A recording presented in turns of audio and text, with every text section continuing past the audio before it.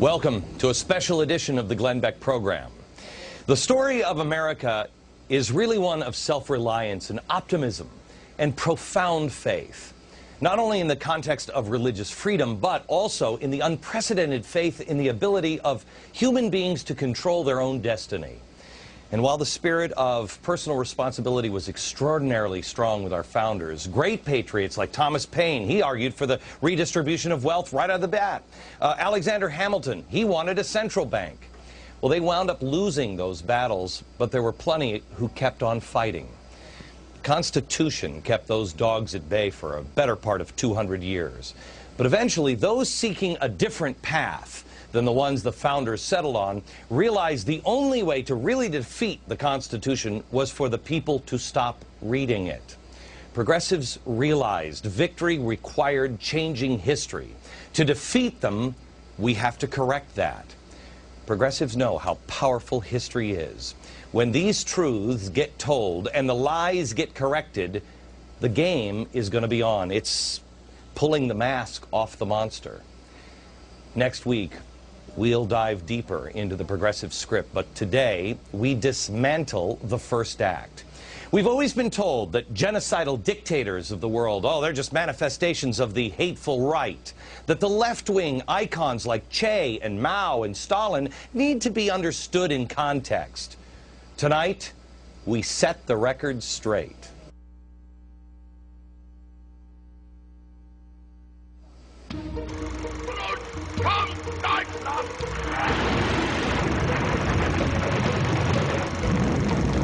The mighty war machine built by the Soviets.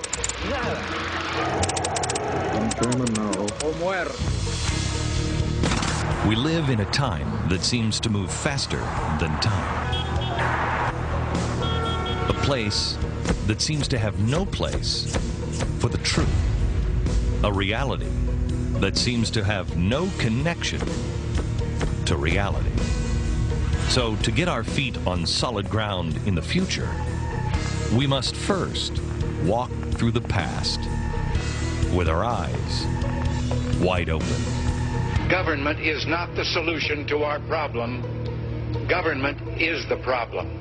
That's modern conservatism in a nutshell. Yet, we're always told that Nazi Germany, who controlled every aspect of its citizens' lives, was somehow right-wing. Is that true? Or is it an attempt to distract from other much more inconvenient similarities? They say, you know, Hitler was a right-winger because of X, Y, and Z. I say, well, what was Stalin's position on X, Y, and Z? The common assumption is that the Nazis were a right-wing phenomenon. They were a right-wing party, that Hitler was a man of the right and all the rest. And there are a lot of problems with this. His social agenda was for expanding universal access to health care. It was for expanding access to education. It was for cradle-to-grave welfare state. It was for attacking big business and high finance. People say, well, Hitler abolished labor unions. He was right-wing then. Well, how did labor unions do under Stalin? How are labor unions doing under Fidel Castro? Almost anything you can find on a checklist that allegedly proves Hitler was a right-winger, you can apply to almost any one of the major communist dictators of the 20th century, and the similarities are almost identical.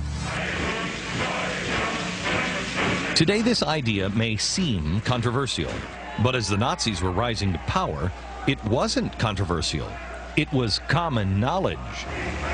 November 28, 1925, a tiny article printed in the New York Times describing the early internal struggle for the identity of the Nazis.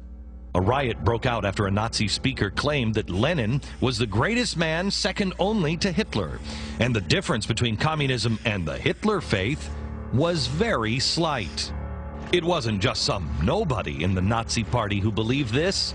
It was this man, Hitler's closest ally to the very end, and his hand-picked successor as Chancellor, Joseph Goebbels. Because it was so controversial, Goebbels, a master of propaganda, stopped talking about it in public. But his private writings revealed his change in approach wasn't a change of heart. The Nazi Germany attacked the Soviet Union in 1941.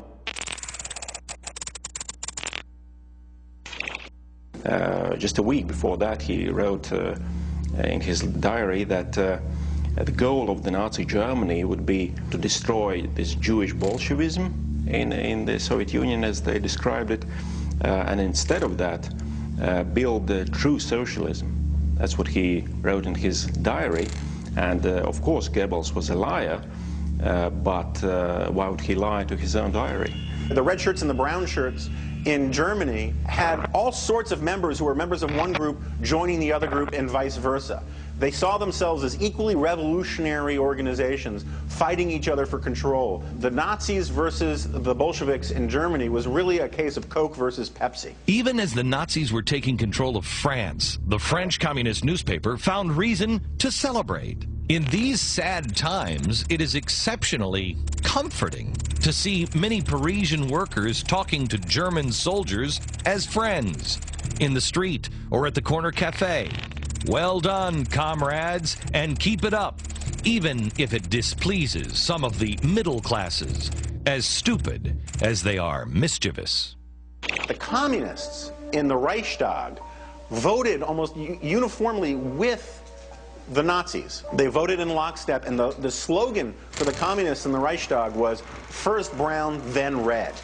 The general understanding among the communists, among socialists back then, was that Nazism was a stepping stone towards the ultimate victory of socialism and communism. While Hitler certainly opposed communism outwardly, he did so mainly because he disagreed with its internationalism. He was a proud German, a German nationalist, a German jingoist, not a patriot, but a nationalist, and he rejected that element of Marxism. But he embraced socialism entirely. He embraced the idea of racial solidarity, socialism for one race. Even in Mein Kampf, he acknowledged that the movements were so close that if not for the focus on race, his National Socialist movement would really do nothing more than compete with Marxism on its own ground.